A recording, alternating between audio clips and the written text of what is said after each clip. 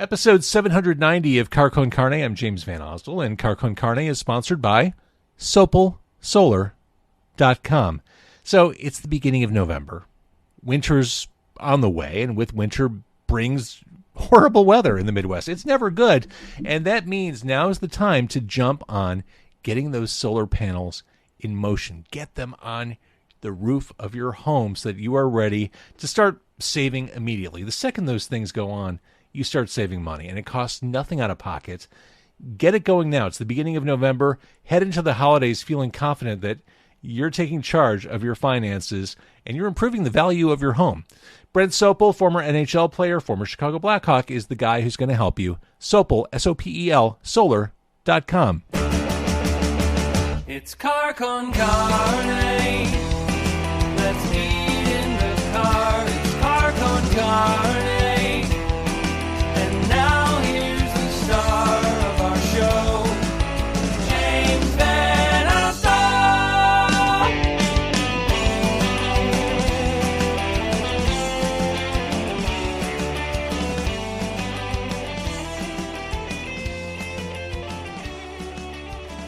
Car Con Carne is also sponsored by 90 Days in the 90s, written by my friend Andy Fry. Do you miss the 90s? Do you miss grunge, punk, indie, all the great music from that decade?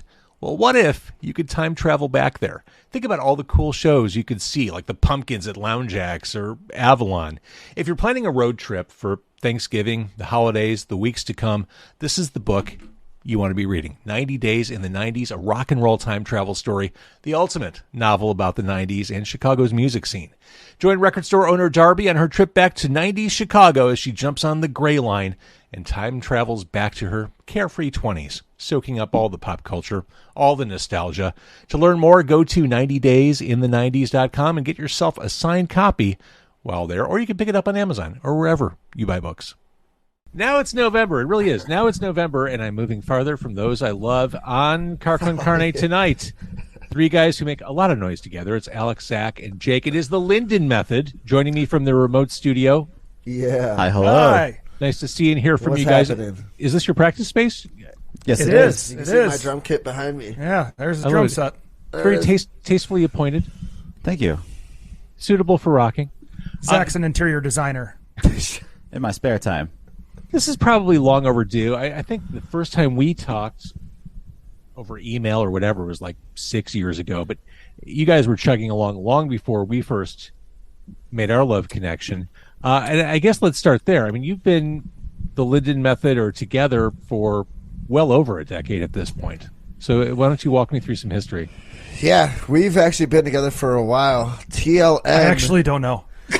Yeah, okay. So I'll take this Give one. us the then, story. okay. This is going to be great. All right. Yeah. Is it? So yeah, 2012 was like when the Linden Method became TLM, the Linden Method, right? And that was Alex, Zach. Nope. No, not sorry. Alex, myself, not Zach. With a couple other people. Blah blah blah.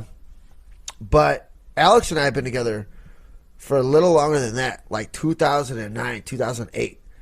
I mean, him and I have been playing together for 13, 14 God, years what is almost. math? Romantically speaking, we've been together for that long. Yes. Sure. My Absolutely. wife is not a fan of it, but you know, No, but hey, some partnerships are sacred. Love the is past love, is bro. the past is the past. Okay, we've moved on from that, right? It's all good blood. No bad blood though. You know. No, but so yeah, him and I have individually been playing together forever. But then TLM came together 2012, let's say, and yeah, we've been at it ever since. You know, I feel like we really found ourselves though in the last like 4 or 5 years though. Sure. As soon That's as I when we joined really the band, it became sounds like. the music we're making now, this new album that we released, Grief. Mm-hmm. That really encompasses like what we are, who we are, what we have been for these last few years. So yeah, it's been a long haul. Earlier on, we were more on the super pop punky side, but now we kind of Before that, we were a metalcore band. yeah, and that was before TLM though. Yeah. No, there were some metalcore early TLM songs too. We had influences Some on them. screamy, but yeah. So there's some screamy, very, very, very early stuff, and it's not good. Yeah. Yeah. You can find it online if you want, but you shouldn't want Well, it. there are some It's not- cool parts, but like overall, yeah, not Yeah. great. Well, it's interesting, and I knew that about you. I knew that was kind of in your deep Yeah. embedded in your DNA. I think maybe I hear traces of that on Monsters Inside on Grief. Kind of.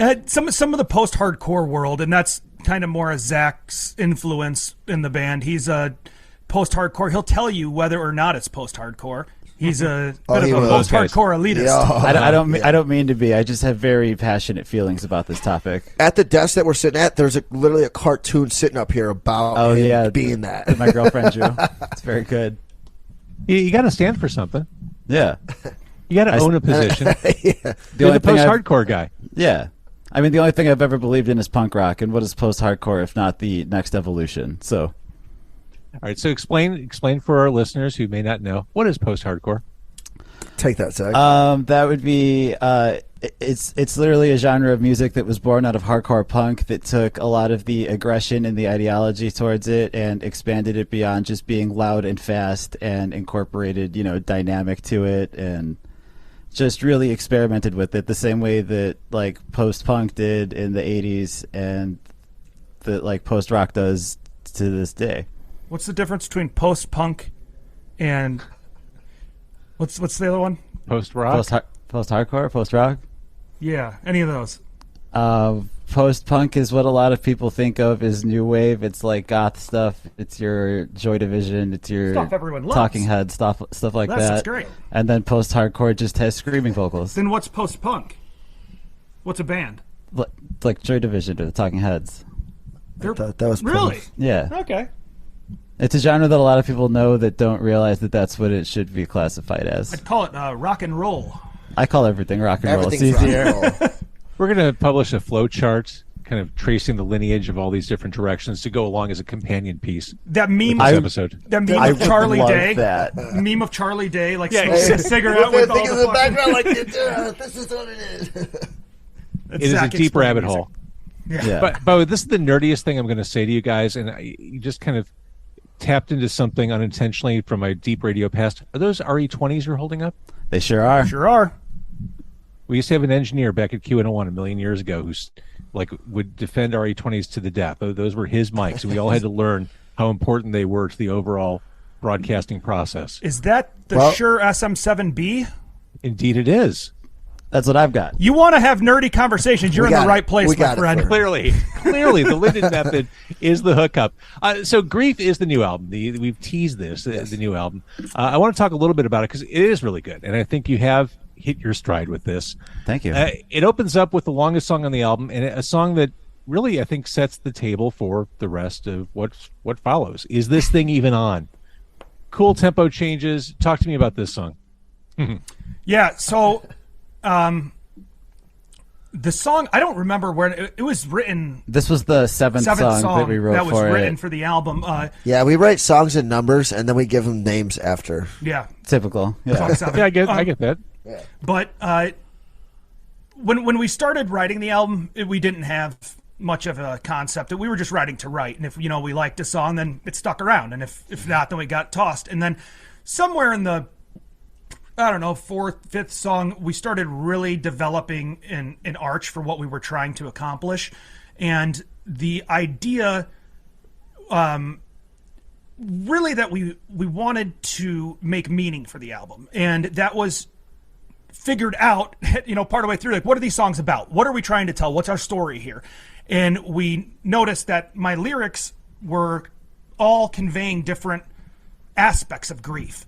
And this is actually pre-pandemic, written and recorded. The album was completely done before COVID hit. We had a bunch of shows booked to come out to, and then boom! Yeah. Wait. So this is where your head was at before the pandemic. I can't imagine how fucked up you were afterward. Oh, horribly. I mean, yeah. Yeah, lots of addiction issues, I feel, and just all over the place there. Wait, are you being serious or facetious? No, facetious. I mean, half and half. I picked up smoking in the pandemic because it was an excuse to go outside, but nothing serious. Yeah. No, actually, I wrote a country album during the pandemic, so that really shows you how far down we went. And we actually all did stuff on that too. We played on it a little bit. It was fun. Yeah, it was a fun little creative thing to do. Spending a bunch of time alone. All right, so let's spend some more time digging through what was in your head around the time of Grief. There's a song in there called Neuroses, which is just this manic frantic piece? I mean, it is a literal like version of neuroses. So I have a few mental illness issues. I have a Tourette's, I have OCD, and I have panic disorder. And so I'm, thankfully medicated for all of these. But when the medicine isn't doing as well, or if I'm ever off it, that's what it feels like to be in my brain. Wow. And that's what the song's about. I have very high anxiety states, and most of it, it runs your life if you allow it to. And that deep control is what I was trying to express through the music of how it's not you, it's this other thing. It's this thing that's controlling you, and you need to fight back against it and say, no, this is not me. This is not my choice. This is not who I am. This is this other thing living inside of me. And that's, where songs like Monsters Inside and Neuroses and all those kind of tap into for me. We're monsters on the inside, and all the villagers the villagers all know. I mean, what a great line! And I really didn't know any of that about you. So this is super interesting that you would lay yourself that bare for people to hear and react to. Yeah, I had, when I was a kid, I was terrified of it, and I realized the reason people made fun of it and you get bullied for stuff like that is really that people just don't know. They don't know what it's like. They don't understand that people have it. They don't understand the people that they have daily interactions with are dealing with things. And are you talking about Tourette's or all of them? Whether you have depression or no, and honestly, so Alex and I lived together for nearly 10 years. And I don't deal with a lot of that stuff, right? So, like, for me, rewind 10 years ago, I'm one of those guys probably like, oh, that's all bullshit, whatever. It's just in your head. But, yes, it is in your head. Like, it's a fucking real thing. Yeah. And living with him, seeing all this happening, I'm like, this is somebody that I've known and loved for more than half my life, that I'm like, well, he wouldn't lie to me on how he feels or this and that. I'm like, damn, like, yeah, this is... And I would see it. I would see the way he would be when he's like on his meds and things are kind of regulated, or when he's not and it's kind of acting up. And I'm like, oh my God, like, yeah, this shit is kind of, people deal with this shit and people don't understand or know. I didn't understand or know until I experienced a lot with Alex. And then I saw a lot of it. I still don't even understand and know, but I know that I don't know that. You know what I mean? Mm-hmm. Does that make sense? It's kind of a weird way to say that. You know what you don't know. Yeah. Exactly. Yeah. Right. So it was. It definitely educated me a lot. And then, like, to also revisit the point you were making, I wanted to say that, like, I also feel like being radically honest and just laying yourself out there like that is the only way that you should be going about things like this. Nobody's going to benefit if you're just telling stories that you'd have no actual personal relationship to.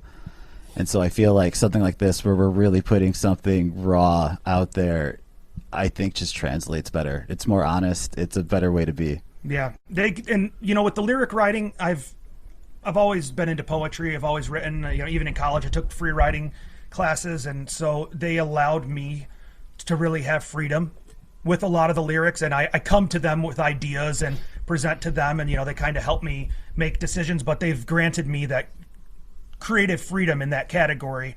And so I've been able to write just very honestly. And I think it's a disservice to the rest of the world to hide your story. I feel like, all we can do is benefit from learning more about each other. So as an adult, I've really gone out of my way to try to sit, and when people say, hey, why are you doing all those crazy things? Why is your face making all those things? Why are you making noises? Why? And I said, and I explained to them, what Tourette's is, or what having panic disorder is, and I have serious conversations, and they'll say, well, it's like that one episode of South Park where he just says fuck all the time, right? And I'm like, no, not at all. But let me take the opportunity to teach you a little more about these things, and you're terrified of how others are going to judge you. It just, all of us are. I mean, we're all terrified. But that kind of tells you something, that if we're all terrified, it also means we can all be liberated by just being honest to each other. And so the whole album is really just an open, honest exploration of really the idea of grief and a self-reflection.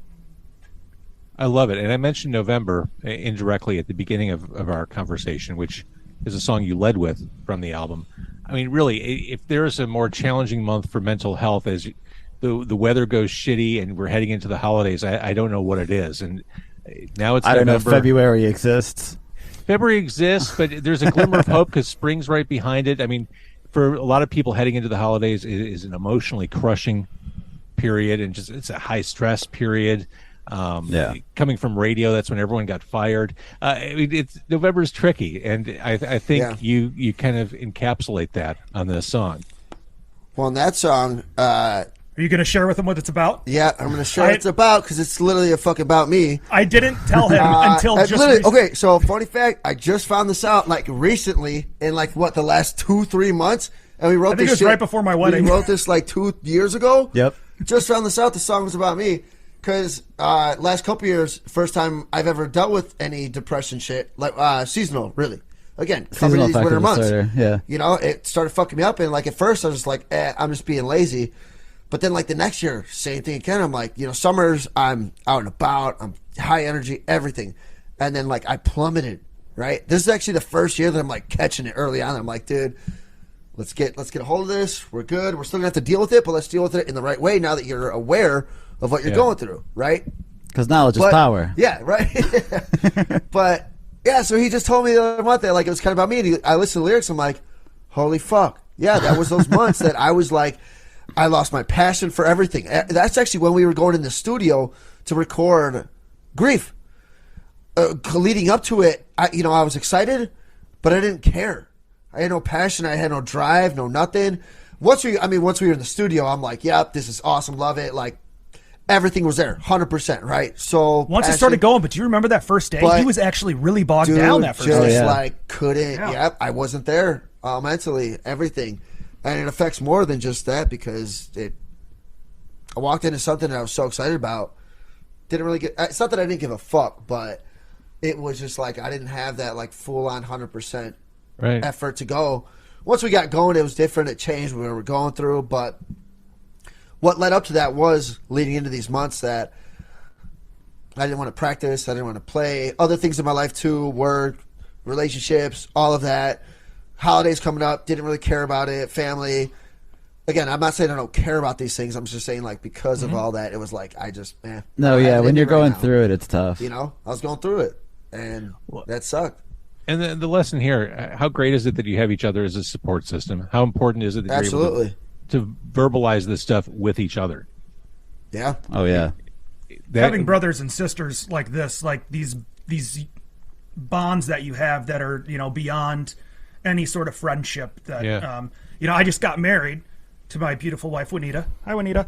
And, they're both my best man alongside with my family. They're my groomsmen. Yeah. They're as much as family to me as my actual bloodline. And, we've always been there for each other, and we've always been open and honest. Like when Fritz started dealing with that stuff, we all sat and we started talking about it. We said, hey man, like we think something's actually going on here. Like this isn't just, No, it was real. Like I said, I'm 30 years old, so I was like 28 at the time, and that was the first time I ever dealt with some type of,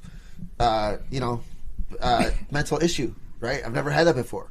Yeah. So and me being me, I just kept punting it off like, oh no, it's just nothing. I'm just being lazy. Yeah, I'm just being tired, lazy. whatever. I'm just tired. Right? Now 2 years later, I'm like, fuck no, so seasonal depression. Shit, I go through that, I guess. Right? That's for real. Yeah. So that song, a fun little thing about it, Fritz he had a real bad day I believe it was the day before, and we had kind of talked about it a little bit, and I was tiptoeing around the subject because I didn't want to be offensive in any way to him, and obviously that stuff can be sensitive. And I was in my job, I get to go up to the tops of buildings downtown all the time, and I was sitting on the 5th floor penthouse of this building, and I was looking out over Chicago, and it was just gray, iced over, and it was November. And I went into the bathroom up on that floor, sat down on the toilet, and just started writing. Because I was like, there's something here. There's something to the stillness and this almost sadness that looking over the city has, and that was what captured. Yeah, he was taking a poop and then thought of me. As usual. I think like all great songs have been written in the crapper. That's probably true. They're at least half true. I want to talk about a couple more songs. Again, the new release from the Linden Method is Grief. It is available now. Reverend to me feels a little bit like an outlier. Not that it doesn't fit in, but there's something going on there. It feels different. No, I had when we wrote that, when we started it, I remember bringing the idea because, look, I'm a sucker for ballads, power ballads. I love like 80s hair metal and stuff, so love that stuff. But then I was like heavy into like the Lawrence Arms at the time. And I was like, man, we should write something kind of like this. And I just say that to them, and they're like, oh, yeah, we've also been listening to them a lot, too. And then they just took it, and I was like, cool, hey, let's fucking do this because it's awesome. Hey, Brendan, thanks for coming and hanging out during our album release. That's awesome. And also on the album, as I was listening to it for the first time, I'm like, oh, shit, that's Devin Parker on Beautiful Strangers. Yes, that's sure is. Love you, Devin. Unmistakable voice. Oh, my God. Yeah, I can listen to him sing forever.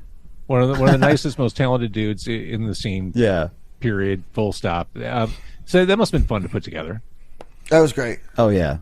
Yeah, that with Beautiful Strangers, we wanted to have we wanted a lot of dynamics on this album. That was part of what we did not want a straightforward skate punk album that could be defined. We wanted it to have ups and downs, ebbs and flows, and actually something we haven't even talked about is the whole album was written obviously as a concept album, but was put together specifically. If you listen to it, it will flow from song to song, one directly into another. Yeah. It's supposed to go as one long song that's supposed to simulate what it feels like to be watching a movie, a film score. So the climax, the apex you have towards the end of the song, it drops back down, you have the resolution, and Beautiful Strangers, that's the reason that song's on there in that way. It's this kind of like nihilistic, happy while unhappy ending, that there's just feeling of there's hope and there's beauty, but there's also kind of beauty in knowing that everything won't be okay, and that's okay too, that life moves on. I've said it before, I think the active album sequencing is kind of a lost art. I think we spent a lot of time. This was our first time doing it, and we really loved it because we spent so much time like, oh my God, this just gives it so much more. And I mean, like, it's how you get songs like Beautiful Strangers, which is supposed to represent acceptance. Like, the whole record flows kind of along, like, the 5 stages of grief. Mm-hmm. So, like, that's how you also get song titles, like, Is This Thing Even On? Which is supposed to be, like, denial, and, like, instantly anger, goes into neuroses for anger. And, like, it flows kind of through that pretty heavily, which is really cool that we were able to tie that all together. Zach is mostly to thank for that. He does all production work with that side, all the synthesizer work, pad work, all of that is his programming, and a lot of people don't know that he does all that stuff in the band, that we have that whole side to it, because we actually produced the albums ourselves with just our buddy Joe Scaletta from Word of Mouth Recordings. We rent out a studio and we do the whole thing, just him and us, front to back. And so and we had the most fun with this one too, because we spent the extra money to have the extra time to where, honestly, we could just dick around in the studio and like have that availability. It's a nice luxury, isn't it? Yeah. Well, so nice. We used to, being younger, early 20s, you want to spend the money to get the good product, but you're also broken in your early 20s and you're in a punk band. So you're like, all right, 2 days, let's record an entire full length. But we're like, no, we want time to toy with stuff, try things, have fun, record something that wasn't even on the album. You know what I mean? Yeah. We never had that luxury. It was just get it, do it, record it, put it out. We got it. But now we're like, no.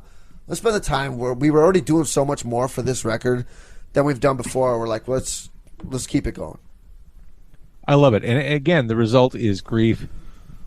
And it makes so much sense now thinking about this as a concept. I mentioned Is This Thing Even On is a great kind of scene setter, and that makes sense. I mean, you really were thinking about this as here's the introduction, here's the opening salvo of this album, here's how we're setting the stage. I really well done, guys. Well, thank you for giving us so much. the platform to talk about it, because without shows like this, and people don't really know. There's really no marketing campaign we're going on trying to sell people on the album. Yeah. We're just putting the work in and saying, hey man, we hope that people get something out of this. And obviously shout out to people of Punk Rock Records who picked this album up. Absolutely. And They've been an incredible label. They've been awesome to work with. Everything they're putting out is awesome. I mean, every single thing they put out is killer. And so they've been great. Thank you guys. And I don't know where I'm going with that. Well, okay, it's November 1st. It's just the platform. Oh, yeah. You're No, giving us just the platform to talk about. I think the thing is what he's saying is that like if we didn't have this availability to talk about what it all means, people would just put it on, listen to songs, call it a day, right? You know, and most people, if you did give them the whole album, they'd listen like, oh, that was really good, blah, blah, blah. But if you lead in and tell them like, oh, no, hey, there's actually this meaning behind it. There's this concept, lyrically and musically. Again, it starts off super heavy punk rock, skate punk, takes a dip in the middle with Reverent, like you were talking about, and then by the end you have this great song which featured Devin, Beautiful Strangers. It's like the resolution. So if you listen to it musically and lyrically, it all flows together. It's there for a reason. But doing this allows us to tell people that. So now if they've already listened to it, but they go back, they're going to find more than they didn't hear before. Yeah. Or if it's your first time listening, you know to kind of look out for this now. Yeah. You know? Absolutely. Which is cool. That's what we want. You know, we spent a lot of time putting the nuance in it. I feel like a lot of people on the lower level of things, like where we're at, you know, don't do a concept album, and we didn't even plan on it. It just happened. It's not just. I mean, we're in very much an a la carte culture. We're in a singles culture, and that's the result of the internet. I mean, that's it's definitely an ADD way of digesting music, and it's everything's on demand. So I do applaud you having a complete artistic vision and raising your hand, saying, "Here's what it is," and pay attention to this. I think that's great. You know, it was actually, speaking of Lawrence Arms, I was reading an interview that Brendan did, and he said, you know, all of our albums are concept albums, and he said, yeah, you can make albums the other way, but once you've done one, it was something along the lines of like, why the fuck wouldn't you? Why wouldn't you, if you're going to spend all this time on your art, why not make it worth something? Why not have a greater meaning and put more behind it? And that with like Metropole, that album just, it resonated with me, that when they put that album out, that, you know, it's about how lonely you can feel in a city where you're right next to so many people. And that album left such an impression on me that it really pushed me to talk with these guys and, you know, making this a reality. Yeah. So it's November 1st, 2022. What does the rest of the year look like for you? Shows, stuff, what's going on? We did most of the show stuff that we were planning on doing. If a good show pops up, then we'll take it. But for the most part, this is when we like to write. This is the time of year when you're stuck inside, spending time with family, and that's our favorite time. It seems like every year this is kind of the same cycle, that you go and play a bunch, you know, do everything out and about, and then you kind of come back in and start to reflect on what you've done and what you want to do artistically next. This is Chicago is a woodshedder's town. That's what artists do. In the winter, they practice, they write, they perfect what they do. Who likes lugging back and forth to shows when it's fucking 10 degrees outside? 10 degrees, everything's icy. It's literally dangerous to walk. Knowing that the people who said they were coming out to the shows on your Facebook event probably aren't, because they feel the same way about the weather. Yeah. Nobody wants to go out. Yeah. But I mean, hey, someone wants to offer us something, give us a shout. We're here to play, but we just, you know, I guess we don't actively we just don't really look out for it. It's like it's cold. We don't want to be outside. We would rather be inside enjoying ourselves. Welcome to the Midwest. All right, the Linden Method. The new release is Grief. It's fantastic. Thank you for being so candid and forthright. I didn't know any of this about you, and I really, it was an eye-opening conversation. Absolutely. Dude, thanks for having us. Thank you so much. We really Thank you for having us.